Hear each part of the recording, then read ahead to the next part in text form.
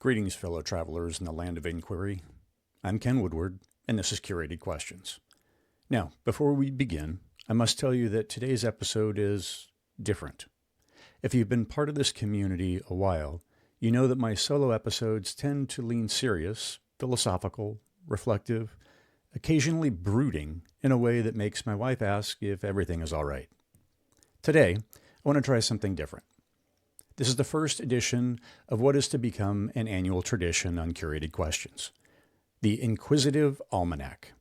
Think of it as a modest homage to Benjamin Franklin's Poor Richard's Almanack, that particular blend of practical wisdom, dry wit, and invented proverbs that Franklin published for 25 years, starting in 1732. To be clear, I'm not Benjamin Franklin, as he was more learned, had longer hair, and is long deceased. One can't just choose to create an almanac out of the blue, but rather a governing organization needs to exist to oversee the integrity of such an important work. Therefore, the Department of Inquiry and Miscellaneous Forecasting is established. This esteemed body that I have just invented and appointed myself to has classified me as an apprentice inquisitor. My credentials are pending, qualifications are suspect, but my enthusiasm, I'm told, is mediocre, but adequate. So here we are. The full title of this year's edition, which I am now required by department bylaw to read aloud, is Young Kenny's Inquisitive Almanack, being a modest collection of observations, prognostications, and questionable wisdom for the betterment of the asking public, as submitted to the highly regarded Department of Inquiry and Miscellaneous Forecasting. The department has approved this almanac with several conditions, most of which have been violated in its preparation. They asked that I refrain from rhetorical questions. They requested that I limit philosophical tangents to a reasonable duration, which they failed to define. And they insisted rather firmly that I not declare any new cosmic principles without proper interdepartmental review. We will, of course, ignore all of these. Before we proceed, one important publishing note. The Almanac is released to you, dear public, as the final episode of the year. That's intentional. This is to become the place where we close things out together, not with a summary or a retrospective, but with something lighter, a pause. A breath before the calendar resets and asks new things of us. The year behind us has been heavy. Some are arriving at this moment exhausted, some relieved. Some still carry weight you haven't figured out how to set down. Wherever you are, whatever you're holding, welcome. Let's rest here for a little while. Chapter 1. Weather Forecasts for the Inner Life. We turn now to the forecast. Not for the skies. Those predictions belong to those people with satellites and credentials, but for the interior climate. The weather patterns of the mind and heart that no meteorologist has yet claimed jurisdiction over. Here, then, are the department's forecasts for the interior life in 2026. For the heartlands, early in the year, expect scattered moments of clarity followed by prolonged periods of, I'm still not sure what I'm doing. Visibility will remain limited until one stops pretending they can see further than they actually can. By mid-February, a warming trend is possible for those willing to ask themselves the uncomfortable questions. For everyone else, continued fog. For the northern territories of the mind, a cold front of second-guessing will sweep through in late January, prompting many to reconsider decisions they haven't yet made. Those who dress warmly in self-compassion may pass through with minimal frostbite. Others will spend the season shivering and wondering why they didn't prepare better. The department recommends layers. For the Gulf region of emotional reserves. High humidity throughout the first quarter. The moisture comes from other people's expectations condensing against one's own intentions. Those in low-lying areas should watch for flooding. Drainage systems, by which we mean boundaries, remain essential. Many residents will attempt to power through without them. This rarely ends well. For the coastal regions of hope, Periodic sun breaks are expected, though the shoreline remains unstable. Tides of good news will arrive unpredictably, often when one is stopped watching. The department advises that no permanent structures be built too close to the water. Hope is real, but it shifts. For the highlands of ambition, a sustained wind advisory is in effect for the entire year. Your plans, if left unsecured, will blow away. Anchor them with humility and regular reassessment. Summit attempts are not discouraged, but the department notes that many climbers confuse altitude with progress. Pacing matters. For the basin of avoided questions, continued flooding. The water table here has been rising for years, and 2026 offers no relief. Residents are advised to stop pretending the basement is dry. Those who build elevated platforms, measured in increments of honest conversations, may keep their belongings safe. Everyone else will spend another year moving furniture upstairs and calling it a solution. For the desert of certainty, drought conditions persist. Paradoxically, this region remains crowded. Many have settled here, believing the absence of questions equals the presence of peace. The department generally notes that nothing grows here. Migration is recommended for those seeking a more sustainable inner climate. General outlook, mixed conditions prevail. The interior weather in 2026 will, as always, be largely dependent on whether one checks the forecast honestly or simply hopes for sun. Chapter 2. Proverbs for the Asking Class. Benjamin Franklin filled his almanac with proverbs, short, sharp observations designed to lodge in the mind and do quiet work over time. Early to bed, early to rise. A penny saved is a penny earned. You know the genre. While not Franklin, I've thought about questions long enough to have developed a few observations of my own. Consider these proverbs for the asking class.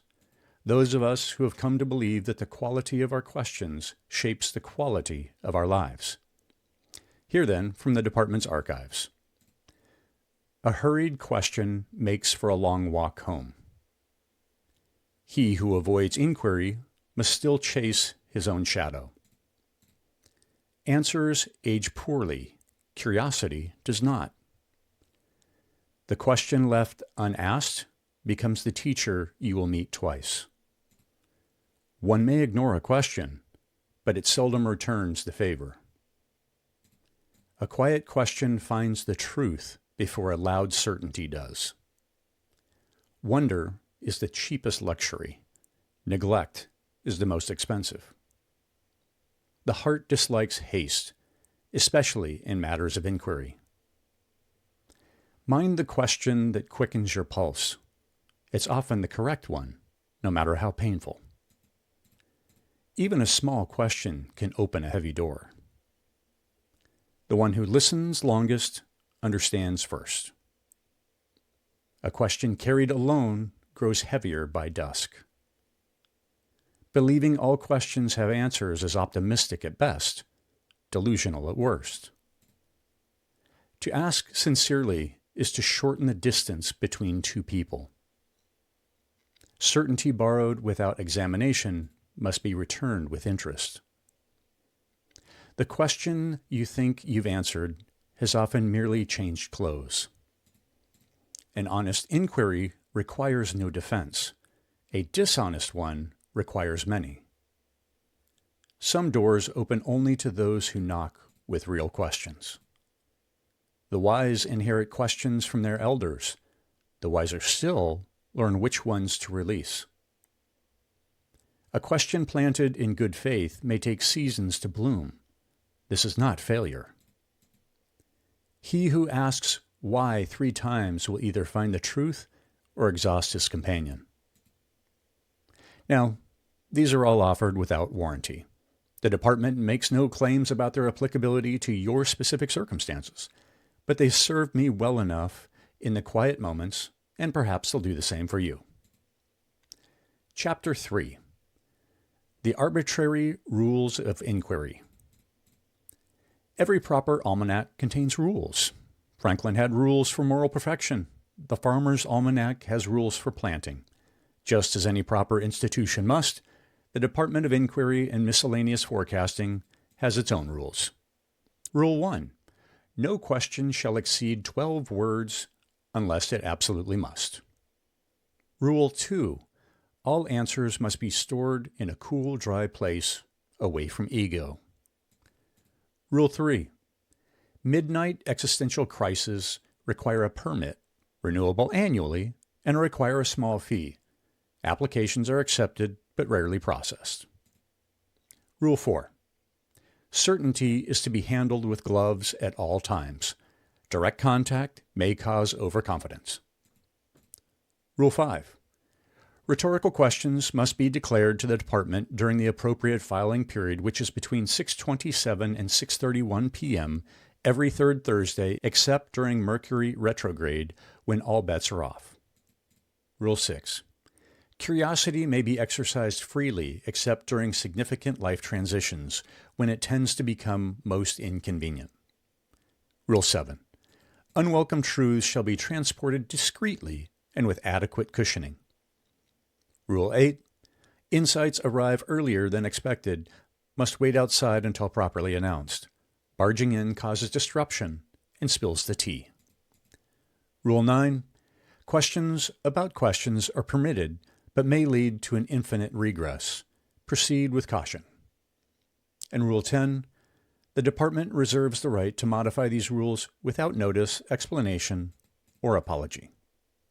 I am required to inform you that I have already violated Rules 1, 3, 6, and 8 in the preparation of this almanac. The Department has been notified.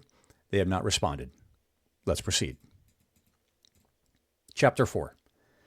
Guidance for the perplexed traveler in the realm of curiosity. Every almanac worth its pages contains practical guidance, advice for those navigating unfamiliar territory.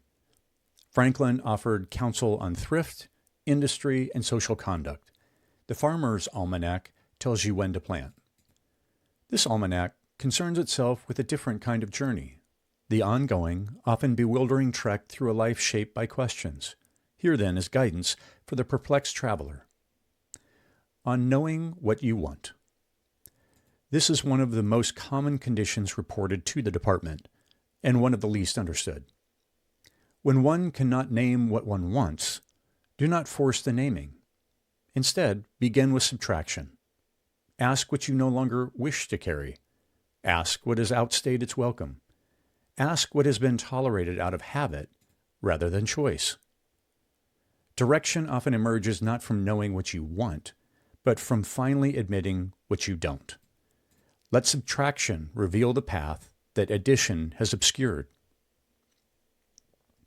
On traveling lightly while carrying heavy questions. Heavy questions are not a sign that one has gone wrong. They're often a sign that you've gone somewhere real. But here's what I've learned. Heavy questions are best carried together. A traveling companion may not reduce the weight, but they keep your posture from collapsing. They remind you to rest.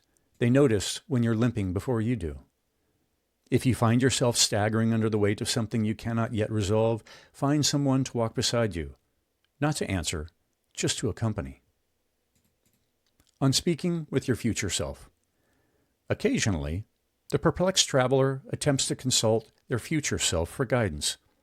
This is permitted under departmental guidelines, though the results are mixed. When speaking with your future self, the following is recommended. Speak intentionally. They've been through more than you have.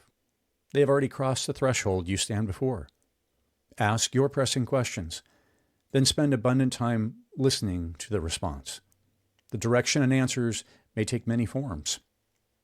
Your future self cannot tell you what to do, but they can sometimes tell you what kind of person you're becoming, and whether that's someone you want to meet.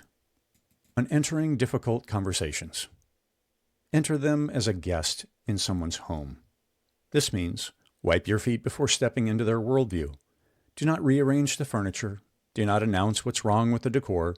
Accept the hospitality of their attention before asking them to accept yours. A difficult conversation is not a conquest. It's a visit. behave accordingly.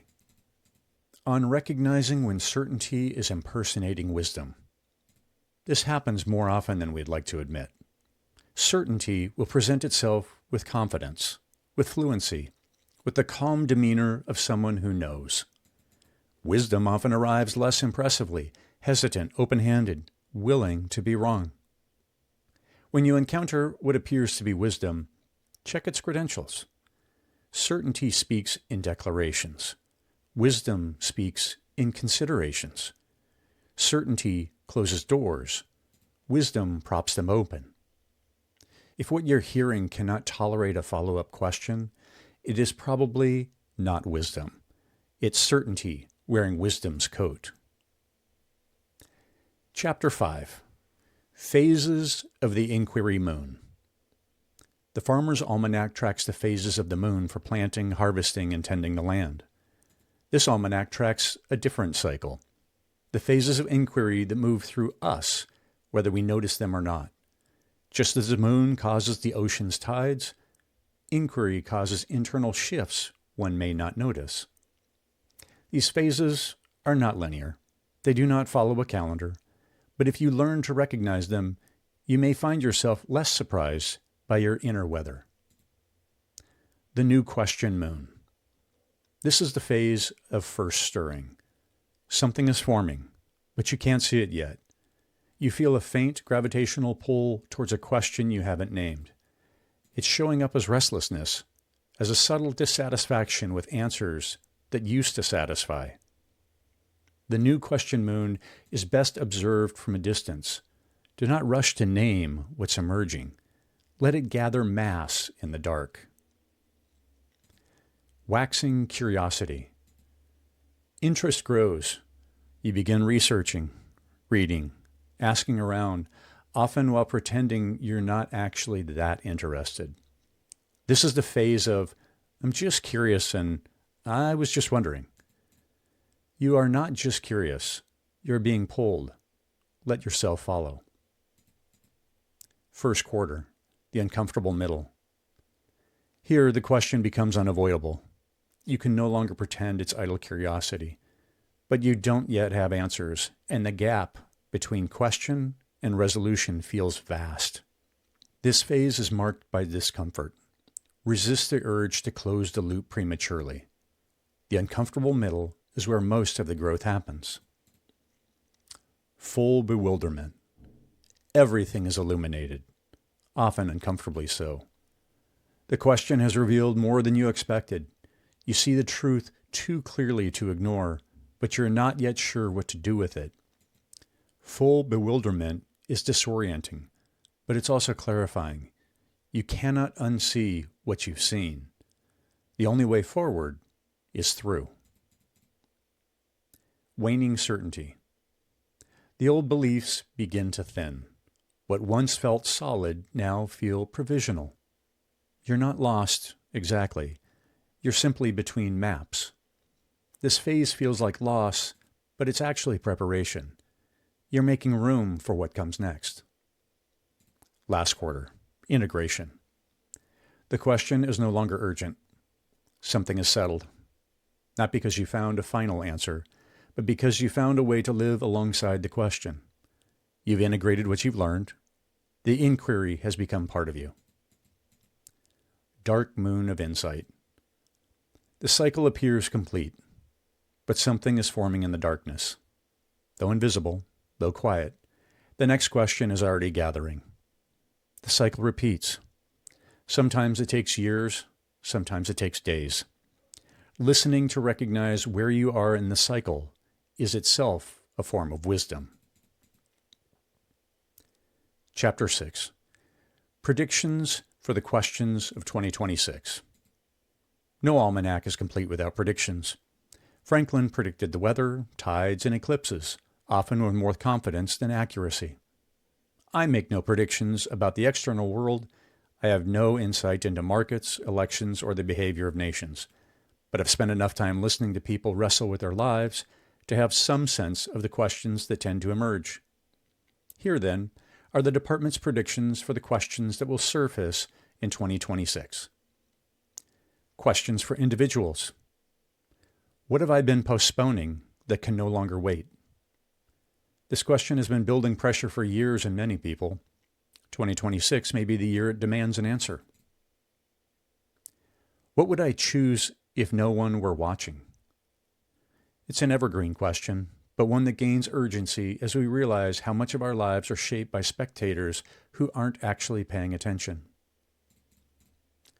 Is this habit still earning its keep, or am I just afraid to evict it?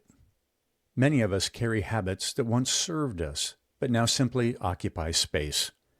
The question is whether we'll notice and whether we'll act. What am I pretending not to know? This one's uncomfortable. It always is. But the pretending takes more energy than the knowing. Questions for leaders. What must I unlearn to be trusted again? Trust isn't rebuilt by adding new behaviors. It's rebuilt by subtracting the ones that broke it. Leaders who understand this will do better than those who keep adding initiatives. Whose voice is missing from this decision? A question that's easy to ask in public and difficult to act on in private. The prediction? More leaders will ask it. Fewer will wait for the answer.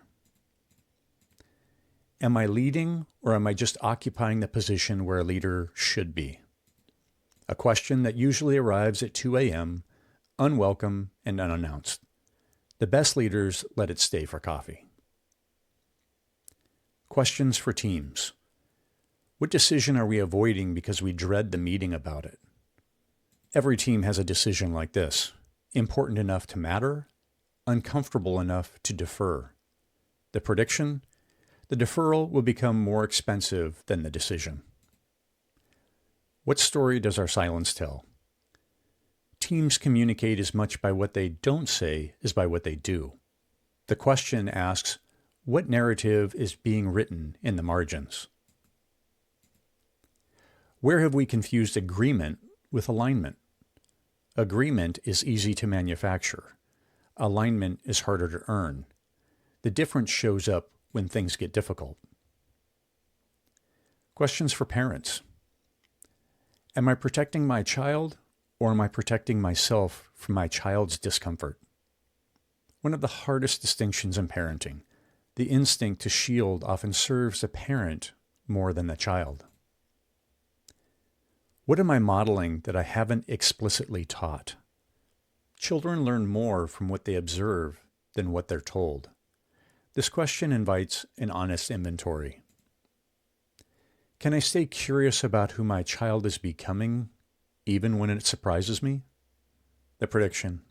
More parents will face versions of their children they didn't anticipate. The question is whether curiosity or control will lead the response. Questions for couples. Are we still asking each other questions that matter, or have we settled into the comfort of assumption? Long relationships tend towards efficiency. Efficiency is useful for logistics, but corrosive for intimacy.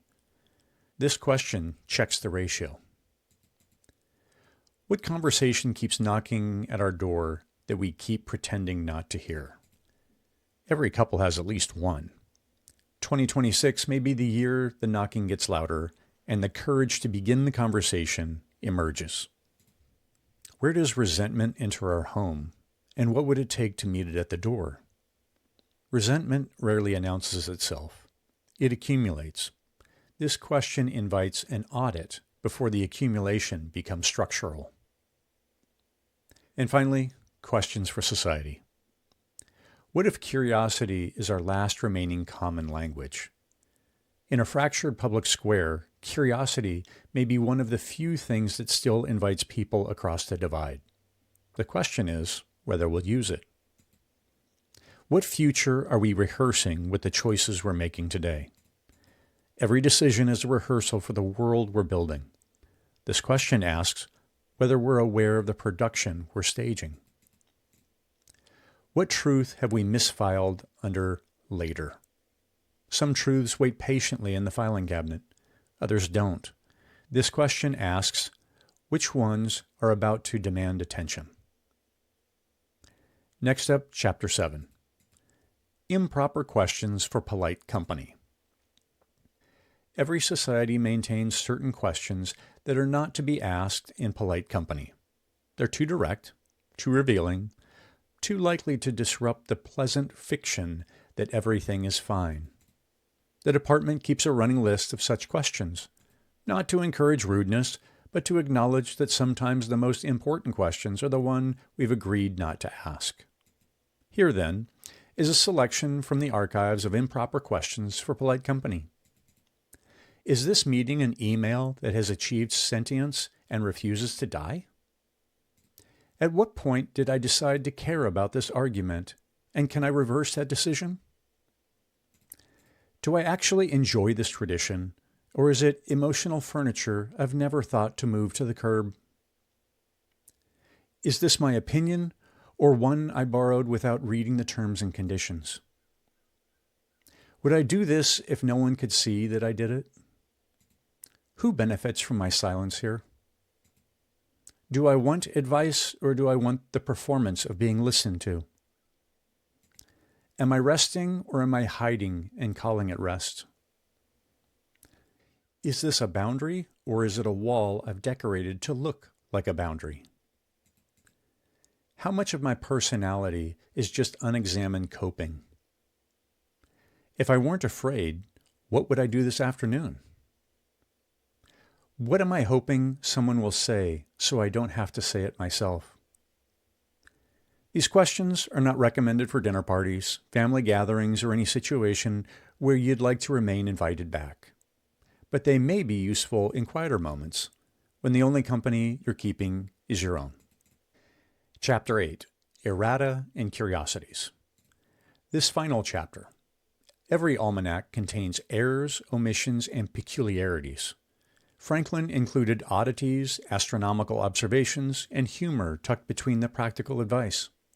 This section serves a similar function, a collection of observations, corrections, and curiosities from the previous year. While this almanac was not conceived until this year, the erratas still hold true. Erratum. The previous year's predictions regarding widespread clarity have not materialized. The department regrets the optimism. Observation. In March, the global supply of patients experienced a sudden shortage. No cause was identified. Recovery remains incomplete. Curiosity. A significant number of people reported finally getting their life together in January, only to report everything falling apart by February. The department notes this is statistically consistent with previous years. Erratum. The department incorrectly predicted that 2025 would be a, quote, year of healing. We have updated our models to reflect that healing is not a calendar event. Observation. In June, millions attempted, quote, radical simplicity as a lifestyle change. Most abandoned the effort after discovering that simplicity is, paradoxically, quite complicated to achieve. Curiosity. A rare moment of genuine insight was widely reported in August, but when ignored due to competing pop-up alerts and notifications. Observation. The phrase, "I just need to get through this week," was spoken more times in 2025 than any previous year on record. The department notes that no one has yet, quote, gotten through to a place where this phrase becomes unnecessary. Erratum. The universe reportedly sent a sign in October. AI flagged it as spam and deleted it. Curiosity. November saw a brief spike in curiosity following widespread reports that certainty had been discontinued. The spike subsided when certainty was rebranded and reintroduced as conviction. Final observation. The year ended. This was expected, but somehow still caught many by surprise. Congratulations on your completion of the first edition of the Inquisitive Almanack. I hope it checked the box for a bit of fun and provided a few inquiry and curiosity takeaways as we wrap up the year. Additionally, as a reward, you have earned 4,062 fake internet points. Spend wisely. If you have additions for next year's almanac, please send them to info@curatedquestions.com. And here we are. I don't know how this year was for you. I know it was heavy for many. I know some are arriving at this moment carrying more than you expected to carry. I know some of you have lost people, lost certainty, lost ground you thought was stable. I also know that some of you are arriving with relief, with gratitude, with a sense that something shifted this year in the direction of better. Both can be true. Both usually are. What I want to say, and mean this plainly, is thank you. Thank you for being here, for listening, for being part of this beautiful community of inquiry. I started this show because I believe that questions matter, that the questions we ask shape the lives we live, and that getting better at asking is one of the most important skills we can develop. I still believe that. But what I've learned along the way is that questions also connect us. That's how we reach toward each other across the distance of separate experience. When you ask a real question, not a rhetorical one, not a leading one, but a genuine, open, curious question, you're offering something. You're saying, I don't have this figured out. I'm willing to be changed by what I learn. I'm interested in what you see that I can't see. That's a form of generosity, and it's also a form of courage. So as we close this year, here's what I hope for you. I hope you find rest, real rest, not just the absence of work, but the presence of peace. I hope you find at least one question worth carrying into the new year, one that invites you towards something rather than away from something. I hope you find companions on the journey, people willing to walk alongside you without needing to fix you. And I hope you extend to yourself the same curiosity you extend to others. You're still becoming. We all are. This has been the Inquisitive Almanack 2026 edition, the first of what I hope will be many. I'm Ken Woodward. Thank you for spending this time. I'll see you next year. And as always, keep questioning.